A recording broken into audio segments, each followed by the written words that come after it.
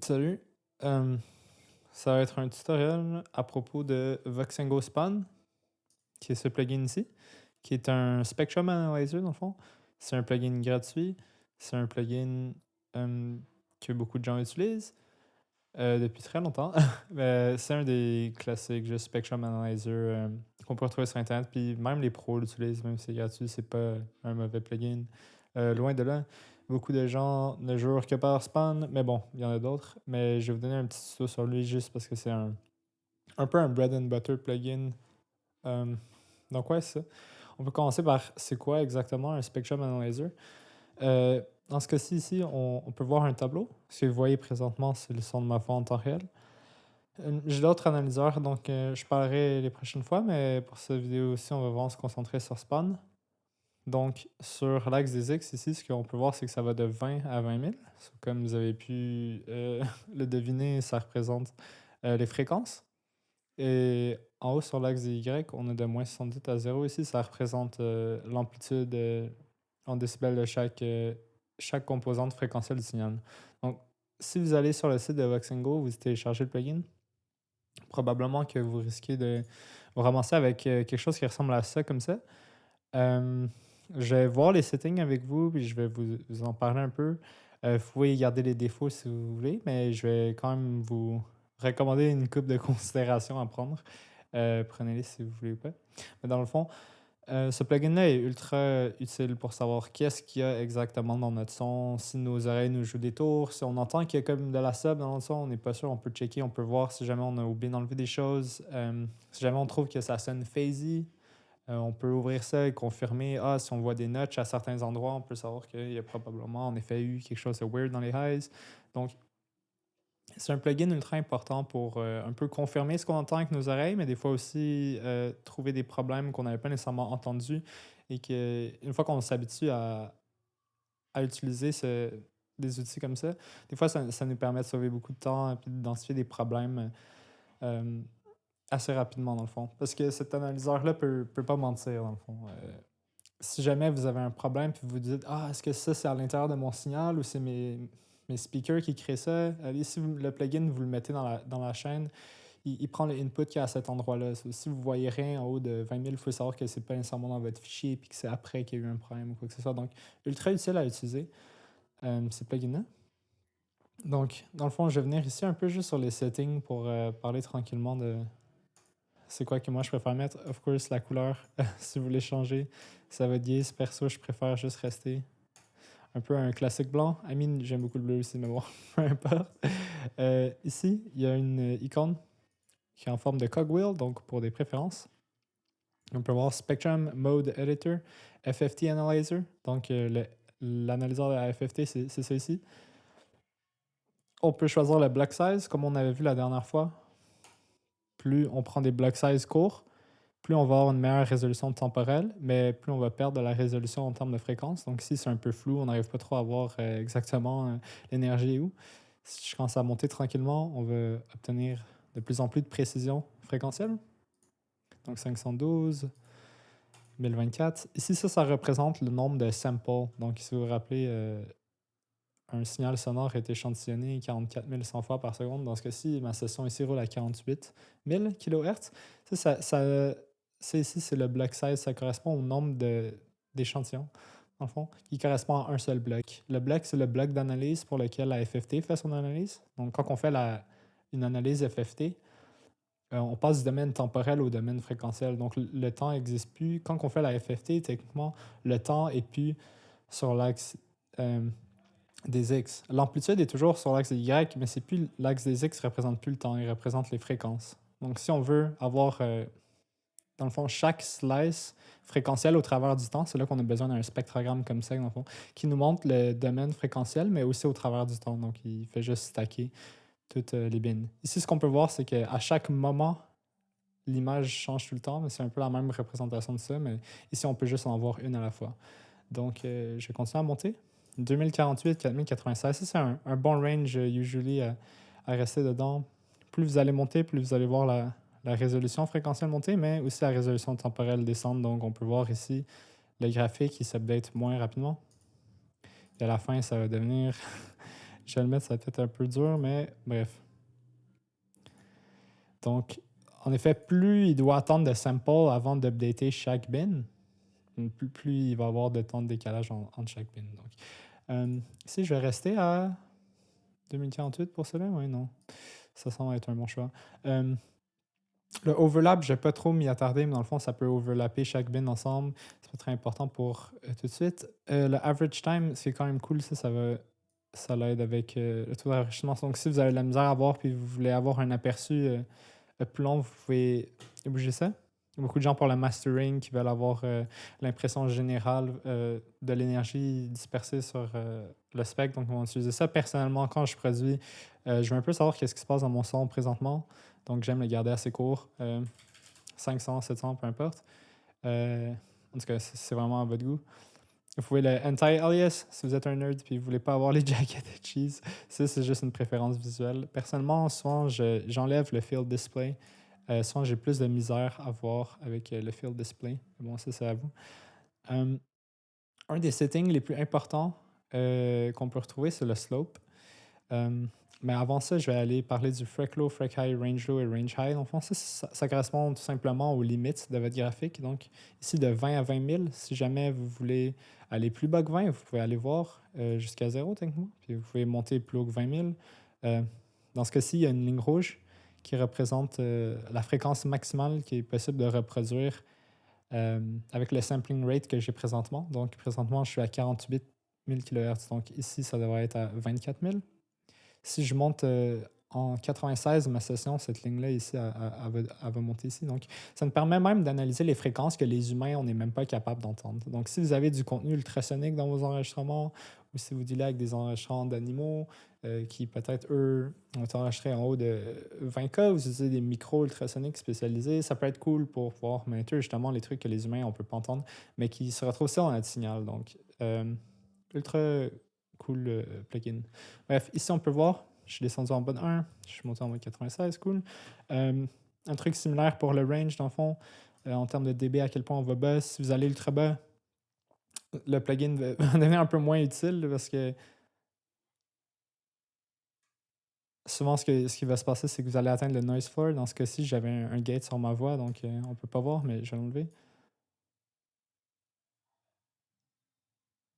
Donc, on peut voir tout le noise floor ici qui reste là. Aller jusqu'à 180, c'est un peu abusé parce que normalement, les fichiers, la résolution des fichiers ne permet même pas autant de décibels, mais des fois, ça peut être utile si vous voulez vraiment zoomer dans le micro pas fort. Le setting par défaut est assez bien. Souvent, je garde le range à peu près genre à 0, puis ça à peu près à moins 78. Bon, maintenant, le slope, ça, c'est un truc relativement important à parler parce que si vous commencez à utiliser des spectrum analyzers, puis qui sont pas toutes calibrées de la même façon, vous pouvez finir avec des problèmes, dans le fond. Je vais vous montrer rapidement. Je vais aller dans Vital aussi. Je vais trigger un bruit. Ici, on a le white noise, dans le fond. Puis je vais aller dans Pro Q3, à vrai dire. Donc, je vais fermer Span un instant. Je vais ouvrir Pro Q3.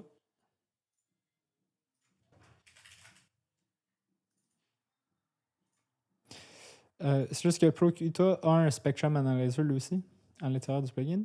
Là, je vais jouer le white noise, puis faites juste porter attention sur de quoi l'image a l'air dans le fond. Juste porter attention à l'angle auquel est inclinée la puissance moyenne qui est envoyée par le noise dans le fond.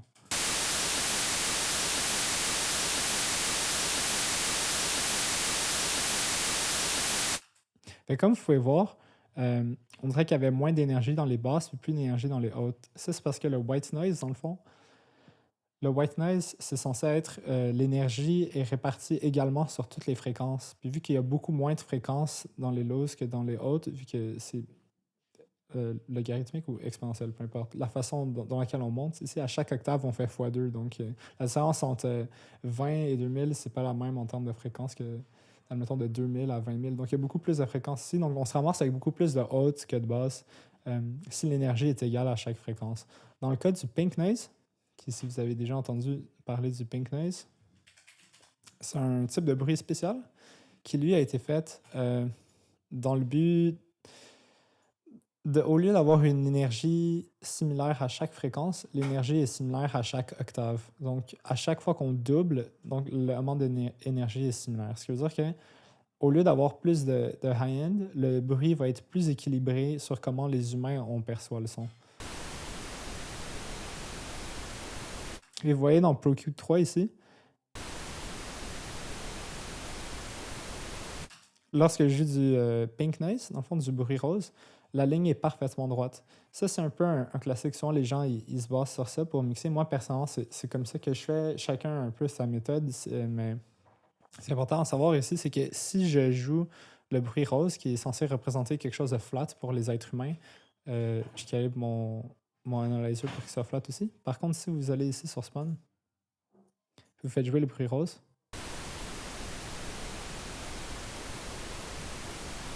vous allez voir qu'il y a encore une sorte de slant. Dans le fond, la ligne n'est pas parfaitement droite comme dans le ProQ. La raison pour ça, c'est à cause du slope ici, qui par défaut, dans Spawn, est à 4.5. Lorsque j'étais plus jeune, j'ai commencé à produire, c'était sur 4.5. J'ai laissé comme ça pendant beaucoup d'années, j'ai appris comme ça. Mais avec le temps, puis le genre de musique que je produisais a un peu changé, puis souvent c'était plus...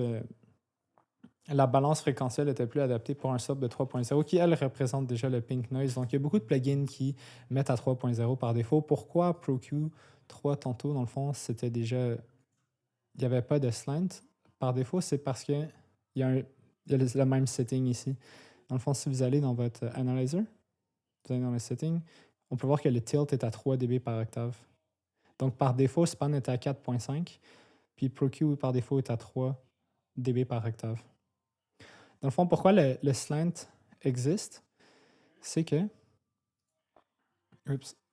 C'est que normalement, dans un signal, si je ne mettrais pas de slant, et mon slope serait à 0, ça représenterait réellement comment le son agit dans la vie. Oups. Je vais juste jouer un saw wave ici, juste pour vous montrer.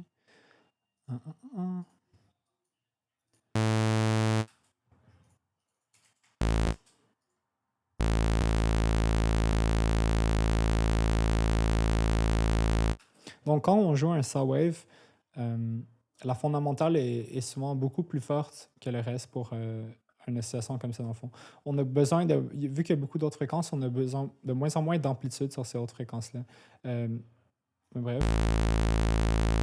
On finit avec un sort de slope comme ça. Mais souvent, les spectrum analyzers sont un peu justement ajustés à l'oreille humaine pour que ce soit plus facile pour nous de mixer. Ce qui à notre oreille, sonne comme la puissance égale est mieux représenté visuellement comme étant la puissance égale. Donc, c'est un peu pour ça que on finit par... les gens finissent par utiliser un slope. Vous pouvez utiliser aucun slope si vous voulez, mais vous allez devoir vous habituer un peu à avoir la sub vraiment toujours beaucoup, beaucoup plus haute que les highs, ce qui peut devenir un peu mélangeant puis contre-intuitif. So, la majorité des plugins, le slope est à 3. Bref, à la fin de la journée, vous pouvez utiliser le slope setting que vous voulez. Personnellement, je préfère 3 parce que ça représente le pink noise comme parfaitement flat, ce qui est un peu une représentation de comment les humains, nous, on entend flat.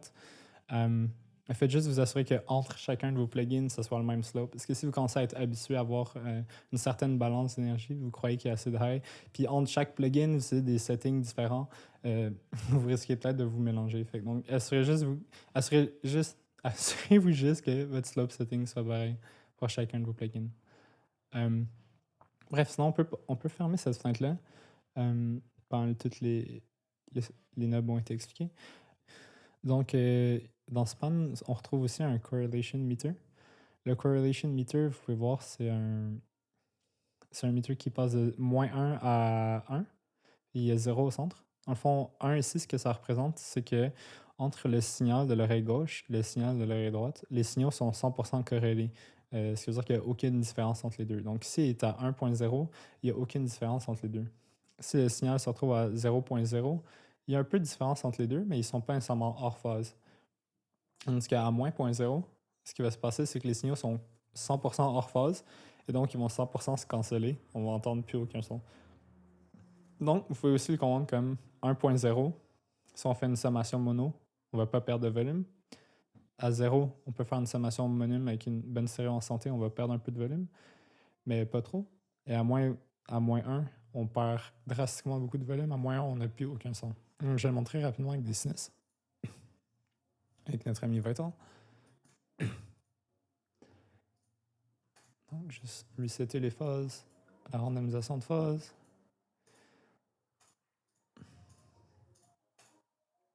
OK. Donc, comme il faut voir, ce que j'enregistre avec mon micro est mono, donc on a toujours le même signal à droite et à gauche. Si je pars ici une sinus, je mets dans l'oreille gauche, je mets un autre dans l'oreille droite.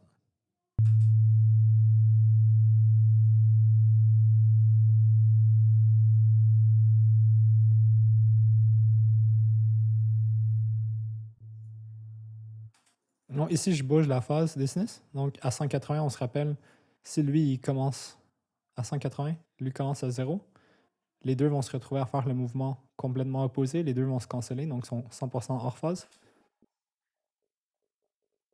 Notre meter apparaît donc à moins 1.0. Cet oscilloscope-là, juste en dessous, est quand même cool aussi parce qu'il nous montre la waveform en solide lorsque l'oreille droite et gauche sont décorrélées. Donc là, je l'ai fait avec deux sinus qui jouaient exactement la même note. Par contre, les deux, justement, étaient déphasés 100% en antiphase. Je vais revenir ici. Je vais remettre ça à 0. Puis là, je vais monter le transpose de 1. Donc, je joue un semi-ton plus haut.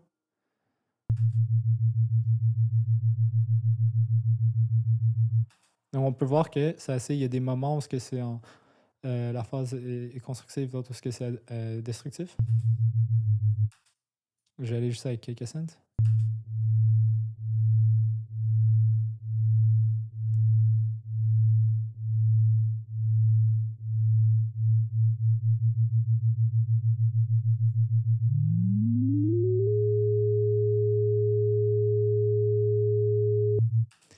Donc, en général, quand on retrouve notre signal alentour de 1, ce que ça nous dit, c'est que on va pas perdre beaucoup de volume quand on fait une sommation mono. Donc, ici, sur 20 ans, j'ai un hub dans Reaper qui me permet de contrôler la stéréo du son. Width à 100%, ce serait une stéréo normale. Width à 0%, ce serait une sommation 100% mono. Donc, dans ce cas-ci, on va checker. Si j'ai lui dans l'oreille gauche, lui dans l'oreille droite, les deux jouent exactement la même chose.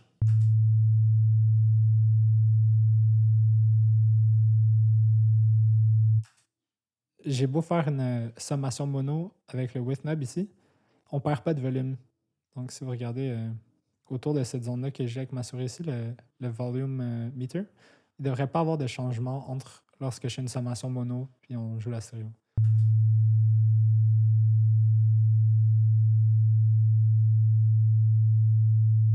Donc, dans ce cas-ci, ça a l'air de toujours rester à moins 9. Si je commence à prendre un son, admettons, lui, justement, on va le déphaser un peu. Tiens, je vais juste bouger la phase.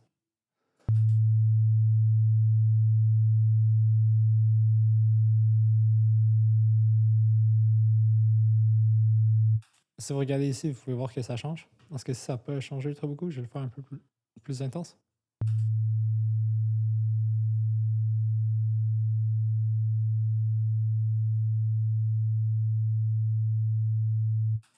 Donc là, ça va dans le négatif. On commence vraiment à perdre beaucoup de volume.